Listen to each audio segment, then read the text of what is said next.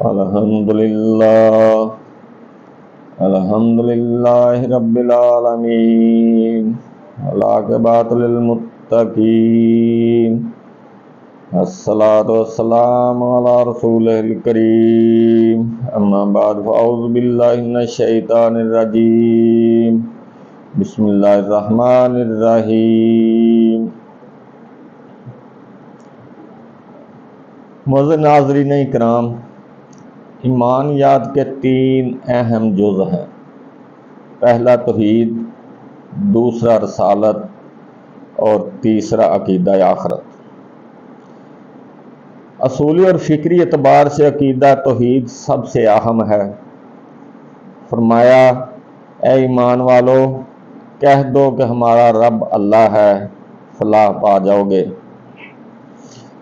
لیکن اگر کوئی شخص صرف اللہ پر ایمان رکھے اور عقیدہ رسالت کو نہ مانے، رسول اللہ صلی اللہ علیہ وسلم پر ایمان نہ رکھے، تو کافر ہے، مسلمان نہیں ہے۔ اور عملی اعتبار سے آخرت پر ایمان لانا ضروری ہے۔ زندگی کے بعد موت اور پھر زندگی جو کبھی ختم نہ ہوگی۔ وہاں زندگی کے گزرے دنوں کا محاسبہ یعنی حساب کتاب ہوگا۔ دنیا میں دی گئی زندگی کیسے گزاری، حساب دینا ہوگا۔ اللہ کی اطاعت اور نبی صلی اللہ علیہ وسلم کی اطاعت میں گزاری تو کامیابی یعنی جنت انعام میں ملے گی۔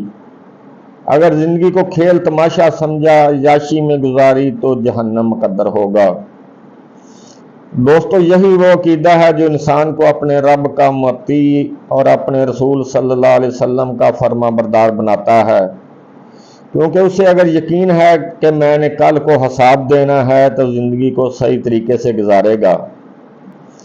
جن لوگوں کا عقیدہ آخرت صحیح ہوتا ہے، انہیں یقین ہوتا ہے کہ اللہ کے سامنے جواب دہ ہونا ہے، تو یقیناً عمل سنور جاتے ہیں۔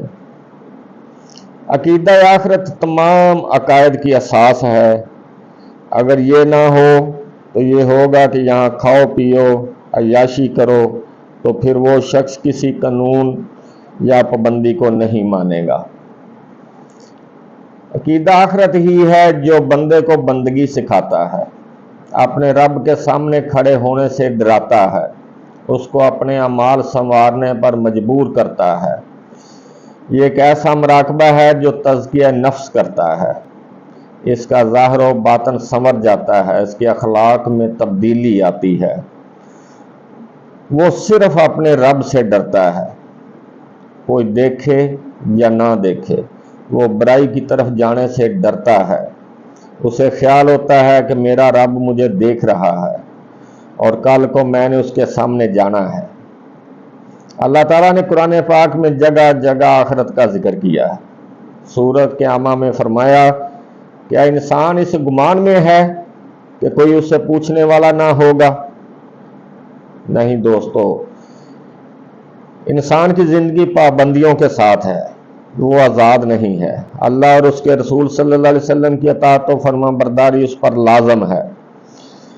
یہ شتر بے لگام نہیں ہے، حلال و حرام کا پابند ہے، جائز اور ناجائز حدیں بتائی گئی ہیں، پابندیاں ہیں، ان کے ساتھ زندگی گزارنی ہے۔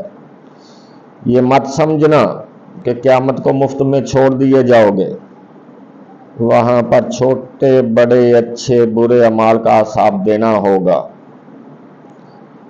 قرآن پاک میں اللہ تعالیٰ نے فرمایا، پس جس نے ذرا برابر نیکی کی ہوگی وہ اسے دیکھ لے گا، اور جس نے ذرا برابر برائی کی ہوگی وہ اسے دیکھ لے گا۔ نبی صلی اللہ علیہ وسلم سے قیامت کے بارے میں پوچھا گیا کہ کب آئے گی، تو آپ صلی اللہ علیہ وسلم نے فرمایا، یہ صرف اللہ جانتا ہے۔ اس کا ذکر سورۃ زلزال میں بھی ہے۔